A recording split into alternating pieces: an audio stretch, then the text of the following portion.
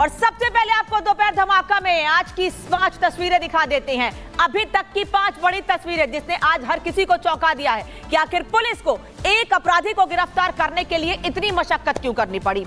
सबसे पहले आपको दिखाते हैं अभी की तस्वीरें कि कैसे पुलिस को गिरफ्तार करने के नरेश मीणा को पूरी फोर्स के साथ टोक के उस गांव में पहुंचना पड़ा जहां पर नरेश मीणा कल से ही शरण लिए हुए था।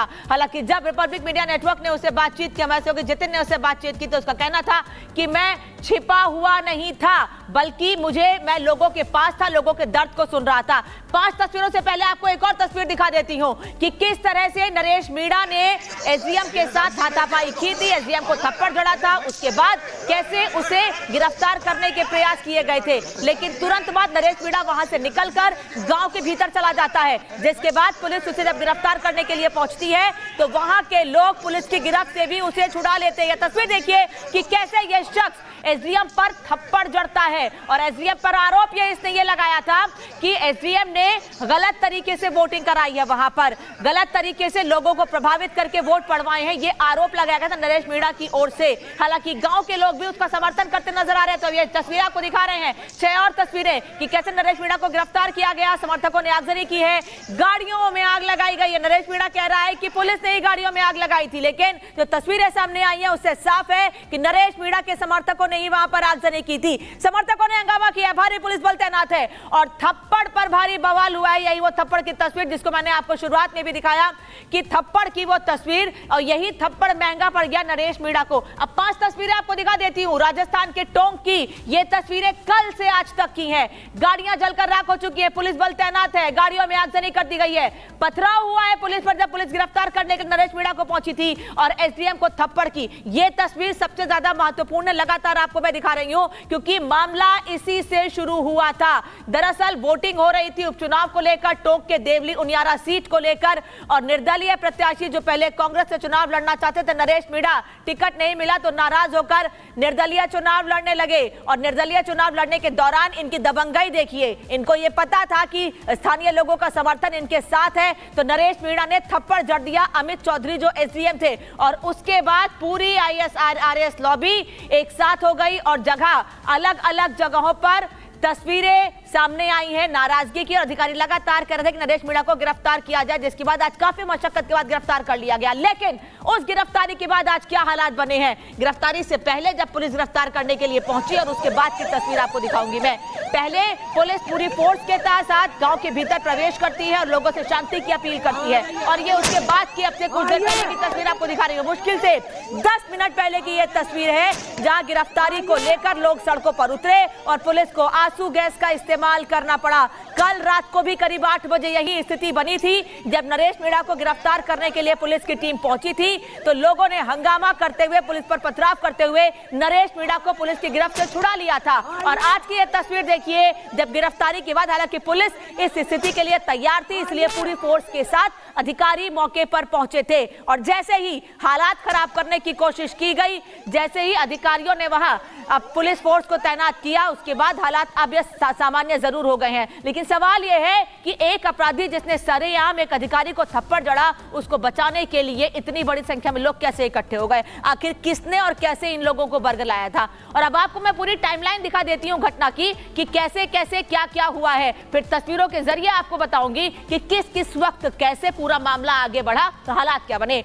13 नवंबर 2024 कल की तस्वीर आपको दिखाती हूं। करीब दोपहर 12 बजे का वक्त जब देवली उनियारा में मतदान के दौरान बवाल हुआ था। उसके बाद 13 नवंबर को 12 बजे प्रत्याशी नरेश मीणा ने एसडीएम को थप्पड़ मारा था। वो तस्वीर आप मेरे पीछे इस वक्त देख रहे हैं बिल्कुल, और शुरुआत से यह तस्वीर इसीलिए आपको दिखा रही हूं कि बवाल इसी से शुरू हुआ था। दबंगई दिखाने की कोशिश कर रहे थे प्रत्याशी, और जब पुलिस ने रोका तो हाथापाई तक नौबत पहुंच गई। समर्थकों ने गांव में रात में करीब 8 बजे हंगामा कर दिया 13 नवंबर को ही। फिर भीड़ पर काबू पाने के लिए आंसू गैस के गोले रात को ही दागने पड़े थे, और उसी दौरान पुलिस की गिरफ्त से छुड़ा लिया गया नरेश मीणा को। उसके बाद 13 नवंबर को रात करीब 10 बजे नरेश मीणा को रात में पुलिस ने हिरासत में ले लिया था, क्योंकि हालात वहां बेकाबू होते जा रहे थे। लेकिन समर्थक नरेश मीणा को पुलिस की हिरासत से भी छुड़ाकर लेकर चले गए। घटना में 50 से ज्यादा पुलिस और ग्रामीण घायल हुए हैं, ये जानकारी मिली है, और आज भी स्थिति ऐसी ही बनी हुई है।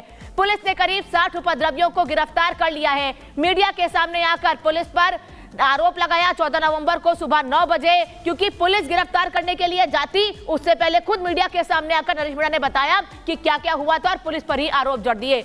समर्थकों के साथ 14 नवंबर को सुबह 9 बजे जब वो आया तो मीडिया से बातचीत की और 14 नवंबर को सुबह 10 बजे ही करीब आरएस एसोसिएशन ने गिरफ्तारी की मांग की है और सभी अधिकारी इकट्ठे हो गए, कह रहे थे नरेश मीणा को गिरफ्तार कर लिया जाए। फिर आज सुबह 10 बजे 14 नवंबर को प्रदेश में अधिकारी हड़ताल पर चले गए अपनी मांगों को लेकर और आज दोपहर 12 बजते पुलिस को उसकी गिरफ्तारी के लिए आगे बढ़ना पड़ा। भारी संख्या में पुलिसकर्मी गिरफ्तारी के लिए आगे बढ़े और नरेश मीणा ने जब सरेंडर से इनकार कर दिया तब बाद में पुलिस ने उसे गिरफ्तार किया है। आपको एक तस्वीर भी दिखाऊंगी कि कैसे पहले पुलिस उसे गिरफ्तार करने से पहले उसके कान में कुछ कहती है लेकिन नरेश मीणा सिर हिलाकर इनकार कर देता है।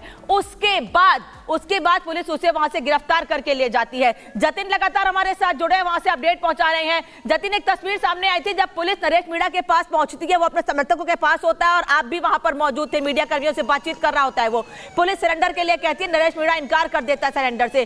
क्या ये हालात बनाना चाहता था नरेश मीणा, जो स्थिति अभी बनी हुई है वहां पर कि आगजनी और हो, हंगामा और हो, बवाल और हो, जिससे उसे सिंपैथी मिले?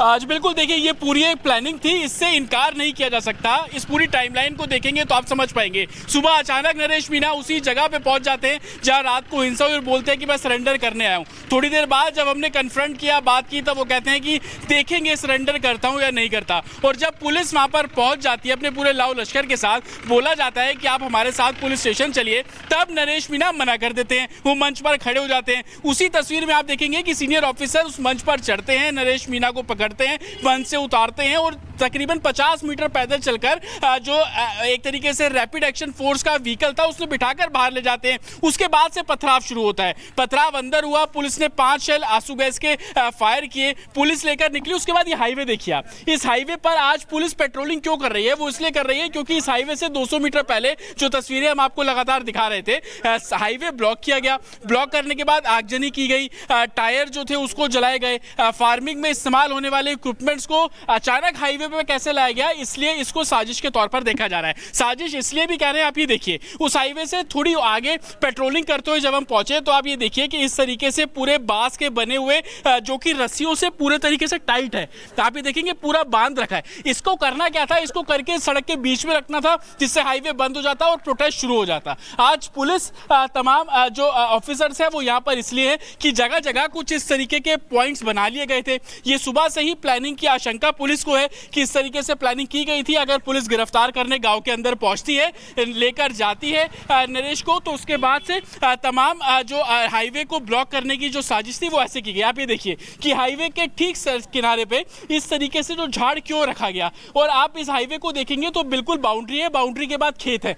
यहाँ से कुछ लड़के जो है वो बाहर निकले थे, जिनमें से बताया जा रहा है कि 3 लड़कों को पुलिस ने हिरासत में भी लिया है और उनको यहाँ से नजदीक के पुलिस स्टेशन ले जाया गया है। तो साजिश से इनकार इसलिए भी नहीं किया जा रहा क्योंकि जगह जगह पर जो पॉइंट्स पूरी प्लानिंग थी। यानी कल रात को जब पुलिस की हिरासत से उसके समर्थकों ने नरेश मीणा को छुड़ा लिया था, उसके बाद पूरी रात भर प्लानिंग की गई कि पुलिस जब वहां पहुंचेगी तो कैसे पुलिस को रोकना है और कैसे वहां पर गिरफ्तारी हो जाती है। अगर सरेंडर से इनकार करते नरेश मीणा ने, तो अगर गिरफ्तारी हो जाती है तो उसके बाद कैसे हंगामा करना है, उसकी पूरी प्लानिंग थी। धन्यवाद जतिन आपका जानकारी के लिए, आगे भी आपसे अपडेट लेते रहेंगे। अभी मैंने आपको ग्राफिक्स के जरिए दिखाया था कि किस तरीके से कल दोपहर 12 बजे से आज तक के हालात बने और हंगामा हुआ। अब जरा टाइमलाइन देखिए तस्वीरों के जरिए कि कल दोपहर 12 बजे क्या हुआ था और आज दोपहर 1 बजते क्या स्थिति बनी है टोक के देवली उनियारा में।